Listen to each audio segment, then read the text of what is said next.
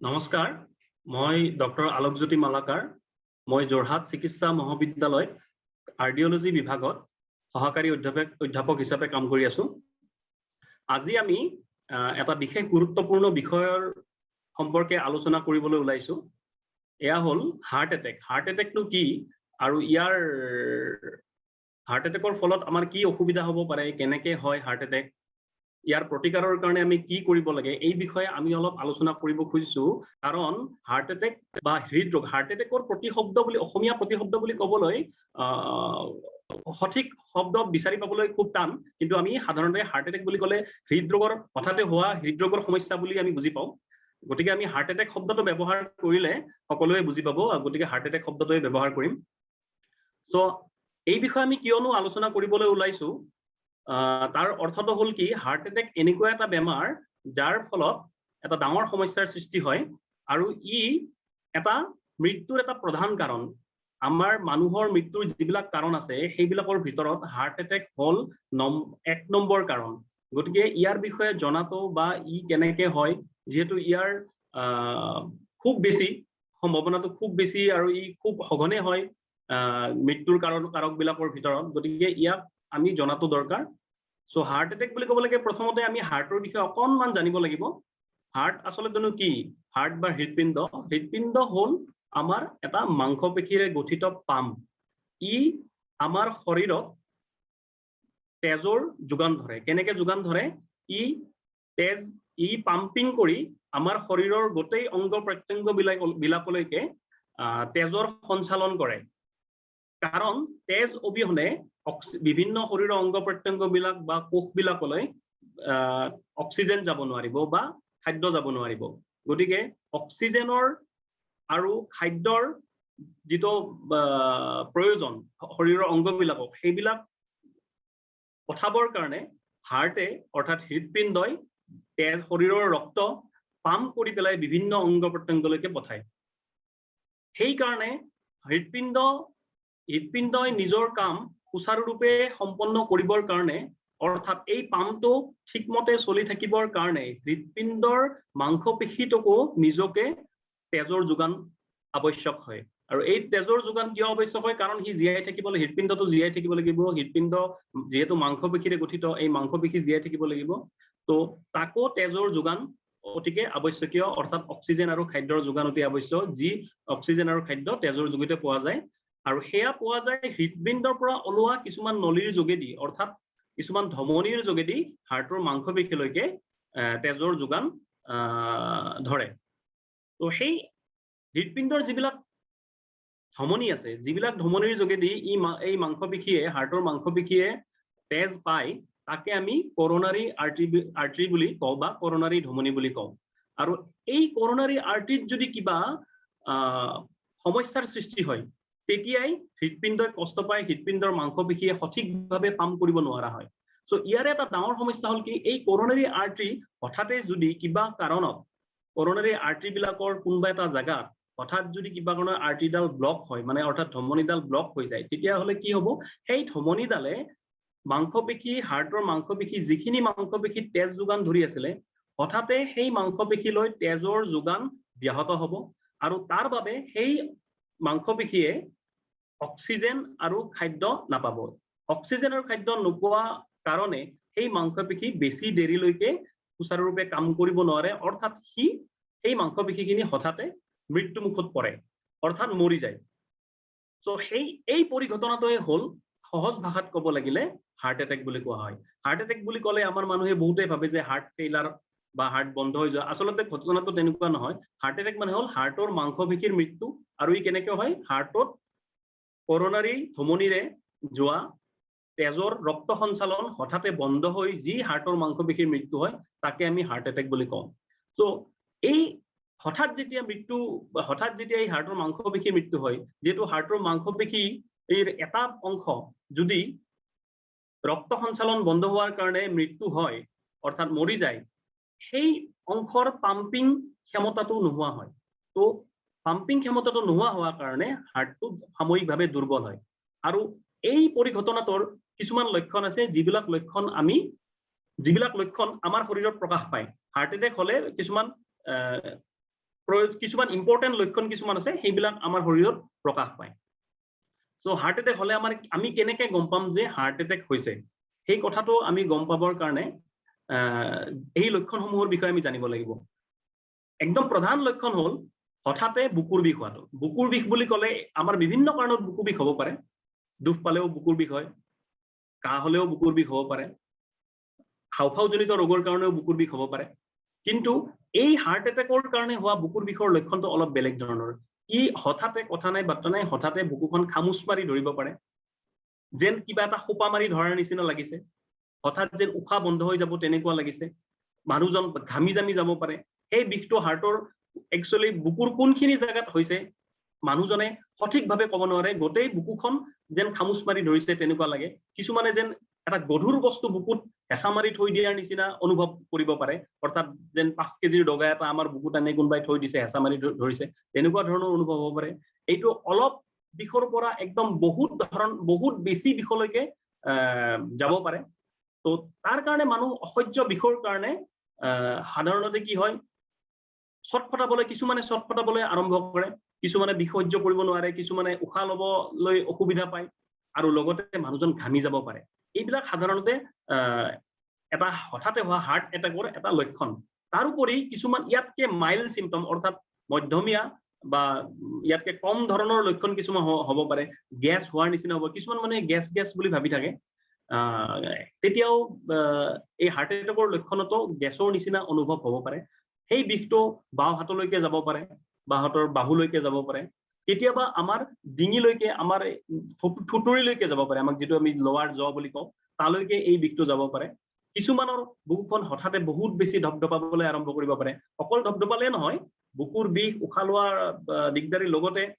খোপা মাৰি ধৰাৰ নিচিনা কিছুমানৰ ধপধপা আৰু কিছুমানৰ মাথা ঘূৰাব পাৰে হঠাতে বমি আহিব পাৰে এনেকুৱা নানানটা সমস্যা নানানটা ধৰণৰ লক্ষণ প্ৰকাশ পাব পাৰে হাৰ্ট এটেক হলে এই লক্ষণসমূহ অন্য কিছুমান বেমাৰৰ সৈতেও মিলিব পাৰে যেনে হাওফাওৰ সমস্যাজনিত কিছুমান ৰোগৰ ক্ষেত্ৰতো মিলিব পাৰে কিন্তু এনেকুৱা খামুচ মাৰি ধৰা হঠাৎ খামুচ মাৰি ধৰা বিষ বা হেঁচা মাৰি ধৰা বিষ অসহ্যকৰ বিষ সাধাৰণতে হাৰ্ট এটেকৰ লক্ষণ হ'ব পাৰে যদিহে এই বিষ হবৰ কাৰণে কিছুমান লগতে আৰু অন্যান্য কাৰক কিছুমান থাকিব পাৰে যেনে এজন 10 বছৰীয়া শিশুৰ ক্ষেত্ৰত এনেকুৱা বিষ হলে সাধাৰণতে আমি হাৰ্ট এটেক বুলি নাভাবো বয়সটো এটা কথা আছে যদিও আজিকালি আমি 20ৰ পৰা 30 বছৰীয়া 40 বছৰীয়া মানুহৰ ক্ষেত্ৰত হাৰ্ট এটেক দেখিবলৈ পাইছো সাধাৰণতে যদি বয়সীয়া মানুহ যিবিলাক মানুহৰ ডায়াবেটিস আছে যিবিলাক মানুহৰ প্ৰেছাৰ আছে অৰ্থাৎ উচ্চ ৰক্তচাপ আছে যিবিলাক মানুহে স্মোকিং কৰে অৰ্থাৎ ধূমপান সেৱন কৰে যিবিলাক মানুহৰ হাই কোলেষ্টৰল অৰ্থাৎ অধিক পৰিমাণৰ তেজত চৰ্বি আছে এই মানুহবিলাক সাধাৰণতে বা যিবিলাক মানুহ অত্যধিক ধৰণে শকত অৰ্থাৎ ওবেসিটি বুলি আমি কওঁ মেদবহুলতা তেনেকুৱা ধৰণৰ এই যদি কাৰকবিলাক থাকে এইবিলাকক আমি ৰিস্ক ফেক্টৰ বুলি কওঁ কনভেনচনেল ৰিস্ক ফেক্টৰ বুলি কওঁ এই কাৰকবিলাক থাকে তেনেকুৱা মানুহ এজনৰ হঠাৎ যদি এনেকুৱা লক্ষণ প্ৰকাশ পায় আমি ক'ব পাৰো যে এইটো হয়তো হাৰ্ট এটেক হ'ব পাৰে এনেকুৱা লক্ষণ প্ৰকাশ পালে আমি ঘৰতে বহি বা ভাল হ'ব অলপ পিছত নিজে নিজে ভাল হ'ব তেনেকুৱা ধৰণে থাকিব নালাগে তৎক্ষণাত আমি চিকিৎসকৰ পৰামৰ্শ ল'ব লাগে কাৰণ হাৰ্টৰ ৰক্তনলী ব্লকেজ হোৱাৰ লগে লগে হাৰ্টত বহুত ধৰণৰ হাৰ্টৰ মাংসপেশী মৃত্যু হোৱাৰ লগে লগে তাত বহুত ধৰণৰ ৰাসায়নিক বিসংগতি দেখা দিয়ে যিবিলাক আমাক কেমিকেল এবনৰ্মেলিটি বুলি কওঁ আৰু এইবিলাকৰ কাৰণে হাৰ্টৰ যিটো স্পন্দন নৰ্মেলি আমাৰ হাৰ্টে মিনিটত প্ৰায় 72 বাৰ অৰ্থাৎ 60ৰ পৰা 100 বাৰ নৰ্মেলি আমাৰ হৃদপিণ্ড স্পন্দন কৰে সো এই স্পন্দনৰ গতিবেগ হঠাতে বৃদ্ধি হৈ যাব পাৰে এই হাৰ্ট এটেকৰ ফলত বা হঠাতে কমি যাব পাৰে বহুত বেছি কমি যাব পাৰে তো এইবিলাক কিছুমান লক্ষণ সো আসলতে হাৰ্ট এটেকৰ আমি এইখিনি কথা গম পালো যে হাৰ্ট এটেকনো কি কিন্তু এই হাৰ্ট এটেকনো হয় কেনেকৈনো ব্লকেজ অৰ্থাৎ ৰক্তবাহী যিবিলাক নলী আছে অৰ্থাৎ ধমনী আছে কৰনাৰী ধমনী এইবিলাকতনো কেনেকৈ ব্লক বা তাত ৰাস্তাটো বন্ধ হৈ যায় তাৰ কাৰণ হল কি আমাৰ যিবিলাক ৰক্তনলী থাকে সেই ৰক্তনলীবিলাক নৰ্মেলি সাধাৰণ অৱস্থাত তাৰ যিবিলাক ৰক্তনলীৰ ভিতৰৰ বেৰ সেই বেৰবিলাক একদম মিহি হৈ থাকে স্মুথ ভিতৰৰ বেৰটোক আমি এণ্ডোথেলিয়াম বুলি কওঁ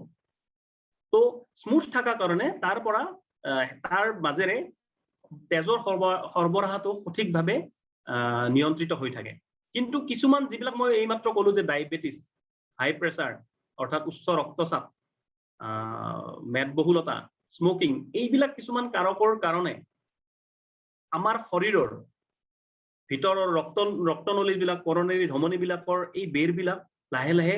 বেয়া হ'বলৈ ধৰে আমি সাধাৰণ ভাষাত ক'বলৈ গ'লে বেয়া হ'বলৈ ধৰে তাৰ যিটো স্মুথনেছ অৰ্থাৎ মিহি এই বস্তুটো নোহোৱা হ'ব ধৰে তাকে আমি কওঁ কি এণ্ডোথেলিয়েল ডিসফাংশন হোৱা বুলি কওঁ সেইবিলাকত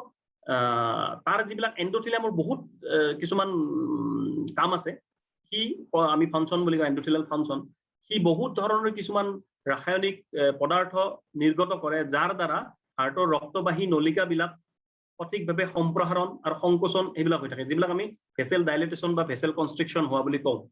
এই গোটেই বস্তুবিলাক খেলিমেলিৰ সৃষ্টি হয় আৰু এই কাৰকবিলাক থকা কাৰণে আৰু এই ৰক্তবাহী নলিকাডাল মিহি যিটো থাকে ৰক্তবাহী নলিকাৰ ভিতৰটো এই ভিতৰটোত এবনৰ্মেলিটি অৰ্থাৎ তাত বিসংগতি দেখা দিয়াৰ কাৰণে সহজতে তাত আমাৰ এই চৰ্বিযুক্ত পদাৰ্থ অৰ্থাৎ কোলেষ্ট্ৰেৰল বিলাক তাতে জমা হ'ব পাৰে আৰু লাহে লাহে তাতে কোলেষ্ট্ৰেৰল জমা হয় আৰু তাকে আমি কি কওঁ কোলেষ্ট্ৰেৰল প্লেক বুলি কওঁ কোলেষ্ট্ৰেৰল প্লেক গঠিত হয় এথেৰোমাটাছ প্লেক বুলি কয় এইবিলাক মেডিকেলৰ ভাষাত সাধাৰণ অৱস্থাত প্ৰথমতে সেইবিলাকে সম্পূৰ্ণৰূপে ৰক্তনলীটো ব্লক কৰিব নোৱাৰে ই লাহে লাহে তাত জমা হয় এটা সময়ত সি ব্লক কৰিব পাৰে বা কেতিয়াবা কি হয় হয়তো 50% ব্লক কৰিছে কিন্তু হঠাতে সেই 50% ব্লকটো 100% ব্লকলৈ পৰিৱৰ্তিত হ'ব পাৰে তাৰ কাৰণ হ'ল কি যিটো প্লেক আছে প্লেক মানে যিটো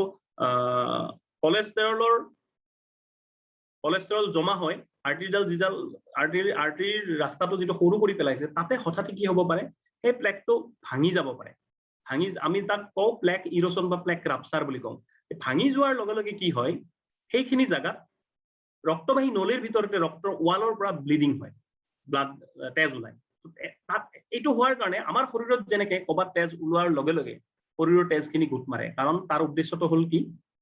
তেজ ওলোৱা জায়গাটো আমাৰ সাপোজ আমাৰ হাতত কবাত কাটিলে বা কবাত আমি দুখ পালো তেজ ওলালে তেজ ওলোৱাৰ লগে লগে নিজে নিজে একো নকৰিলেও আমি তেজটো বন্ধ হৈ যায় তাৰ কাৰণ হ'ল কি তেজটো গুট মাৰে তেজটো গুট মাৰিবৰ কাৰণে বাহিৰত গুট মাৰিবৰ কাৰণে কিছুমান পদাৰ্থ যেনেকে ব্লাডত থকা তেজত থকা কিছুমান পদাৰ্থ যেনে আমি প্লেটলেট বুলি কওঁ প্লেটলেট বা অন্যান্য কিছুমান ৰক্ত কণিকা সেইবিলাক আহি তাতে গোট খায় আৰু সেইবিলাকে গোট মাৰি পেলাই তেজটো গোট মাৰি দিয়াত সহায় কৰে ঠিক তেনেদৰে এই ৰক্তবাহী নলিকাৰ ভিতৰত য'ত আপোনাৰ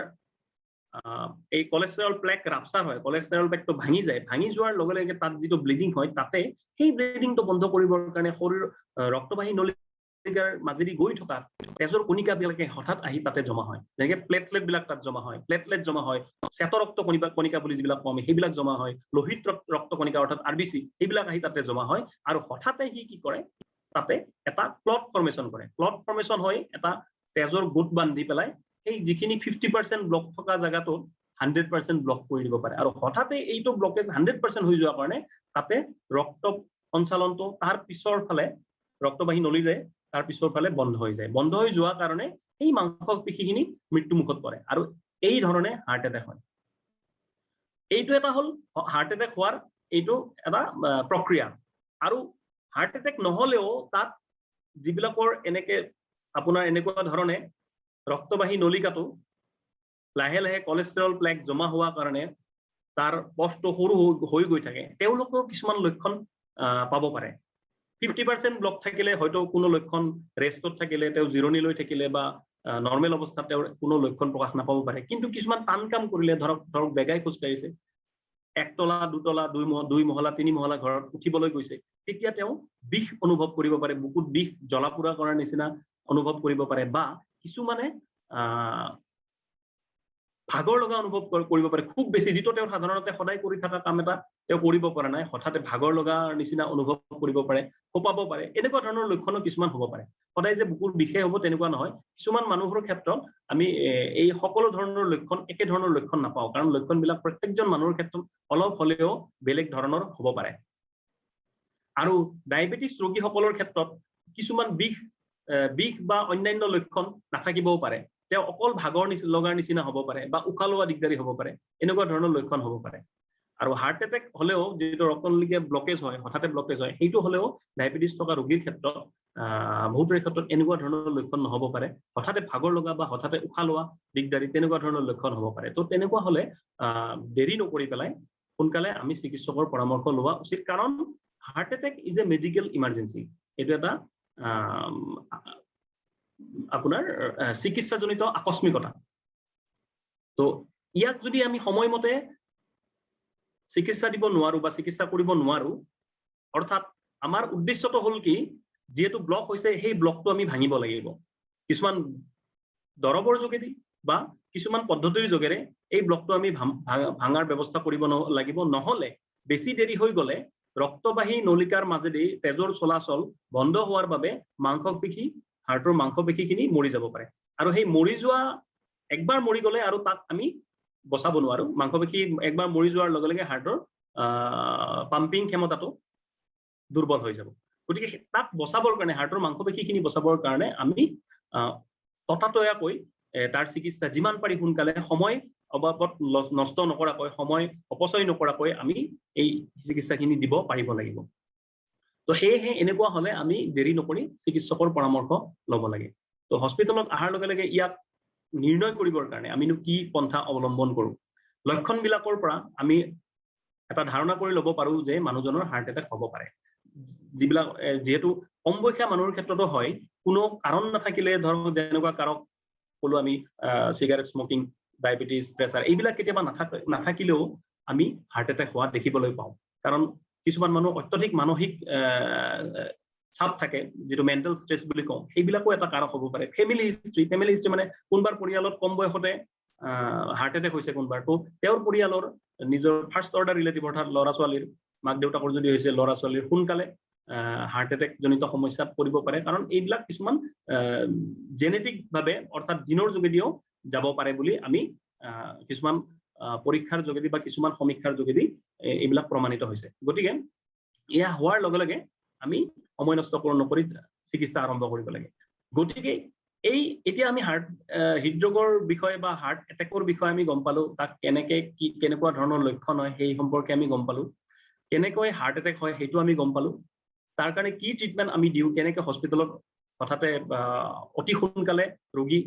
চিকিৎসালয় আহি পাব লাগে এই বিষয়ে আমি গম পালো কিন্তু ইয়াৰ প্ৰতিকাৰটো অতিকে জৰুৰী প্ৰতিকাৰ কৰাটো অতিকে জৰুৰী যিবিলাক মানুহৰ ডায়াবেটিস আছে অৰ্থাৎ মধুমেহ ৰোগ উচ্চ ৰক্তচাপ আছে সেইবিলাক নিৰ্ণয় কৰাটো অতিকে প্ৰয়োজন আৰু এইবিলাক নিয়ন্ত্ৰণত ৰাখাটো অতি প্ৰয়োজনীয় এইবিলাক যদি নিয়ন্ত্ৰণত ৰাখা হয় ৰক্তচাপ নিয়ন্ত্ৰণ শৰীৰৰ শৰ্কৰা নিয়ন্ত্ৰণ অৰ্থাৎ ব্লাড সুগাৰ নিয়ন্ত্ৰণ এইবিলাক কৰিলে আমি কিছু পৰিমাণে হাৰ্ট এটেকৰ সম্ভাৱনাৰ পৰা দূৰত থাকিব পাৰো স্মোকিং অৰ্থাৎ ধূমপান সেৱন একেবাৰে পৰিহাৰ কৰিব লাগিব মেদবহুলতা কমাব লাগিব মেন্টাল ষ্ট্ৰেছ যিমান পাৰো আমি কমাব লাগিব আমি কমাও বুলিলে কমাব নোৱাৰো তাৰ কাৰণে আমি কিছুমান ব্যৱস্থা ল'ব লাগিব শাৰীৰিক ব্যায়াম অতিকে জৰুৰী শাৰীৰিক ব্যায়াম কৰিলেহে আমাৰ মেদবহুলতা কমিব এটা সাধাৰণ ব্যায়াম হল খোজ কৰাটো অতিকে প্ৰয়োজনীয় সপ্তাহত আমি প্ৰায় 150 মিনিট যদি বেগাই খোজ কাঢ়িব পাৰো এইবিলাক অৰ্থাৎ প্ৰত্যেক দিন 50 মিনিট আমি যদি 30 মিনিট কৰি অৰ্থাৎ আধা ঘণ্টা যদি বেগাই খোজ কাঢ়িব পাৰো আধা ঘণ্টা বেগাই খোজ কাঢ়ি সপ্তাহত আমি 5 দিন খোজ কাঢ়িলেও হয় তেনেকৈ আমি ব্যায়াম কৰিব পাৰো খোজ কৰাটো কৰিব পাৰো খোজ কাঢ়িলে এইটো এটা ভাল ব্যায়াম হাৰ্টৰ কাৰণে বেগাই খোজ কাঢ়িলে বহু পৰিমাণে আমি হাৰ্টৰ এটেকৰ পৰা বাচি থাকিব পাৰো গতিকে এনেকুৱা এক্সাৰসাইজ লগতে যোগাসন বা মেডিটেশ্যন বুলি আমি যিবিলাক কওঁ ধ্যান এইবিলাকৰ যোগেদিও আমি কিছু পৰিমাণে আমাৰ মানসিক চাপ কমাই ৰাখিব পাৰো আৰু তাৰ জৰিয়তে আমি হাৰ্ট এটেক হোৱাৰ সম্ভাৱনা কিছু পৰিমাণে কমাব পাৰো তাৰ উপৰি খাদ্যাভাসটো অতিকে প্ৰয়োজনীয় সুষম আহাৰ খোৱাটো অতি প্ৰয়োজনীয় আমি বেছিকৈ